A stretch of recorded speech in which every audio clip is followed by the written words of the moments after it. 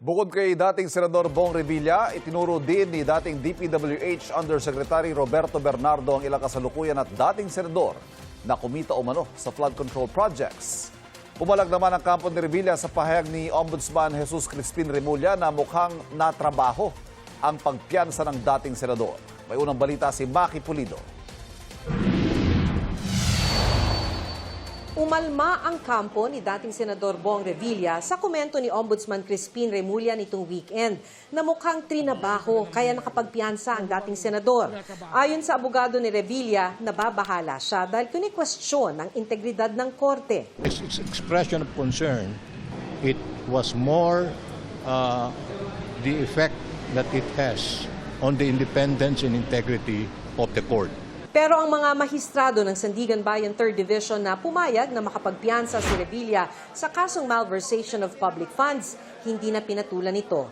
Si Associate Justice Ronald Moreno hindi raw na-offend.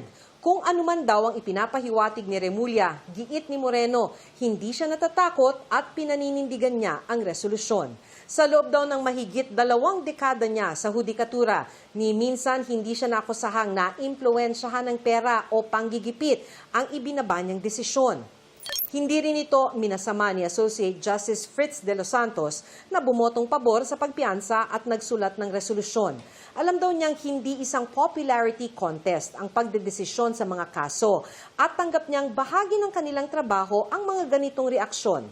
Tanging si Associate Justice Chairperson Carl Miranda ang hindi pumabor na makapagpiyansa si Revilla. Giit ng mahistrado, ginagabayan daw sila ng moto ng Sandigan Bayan na honor, integrity at accountability. Pare-pareho raw sila ng tinitingnang ebidensya pero maaring mula sa magkakaibang anggulo. Nang magpatuloy na ang pagdinig, ibinalik ng prosekusyon bilang testigo si dating DPWH Undersecretary Roberto Bernardo. Sa kanyang testimonya, sabi ni Bernardo, si Revilla ang lumapit sa kanya para humingi ng kickback na 25%. Una raw siyang nag-deliver ng aabot sa 90 million pesos first quarter ng 2024 matapos maisabatas ang General Appropriations Act o ang National Budget.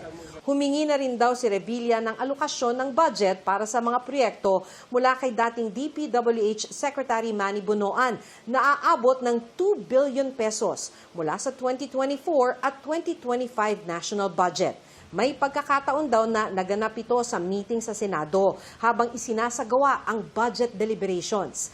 Dagdag ni Bernardo, bilang proponent ng proyekto, inaasahan na ng legislator ang commitment o kickback.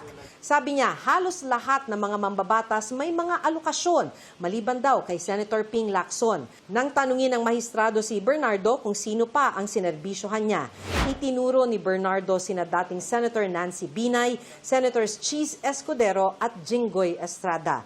Humihingi pa kami ng pahayag ng mga nabanggit na mambabatas, pero dati na nilang itinanggi ang mga paratang na tumanggap sila ng komisyon mula sa mga proyekto.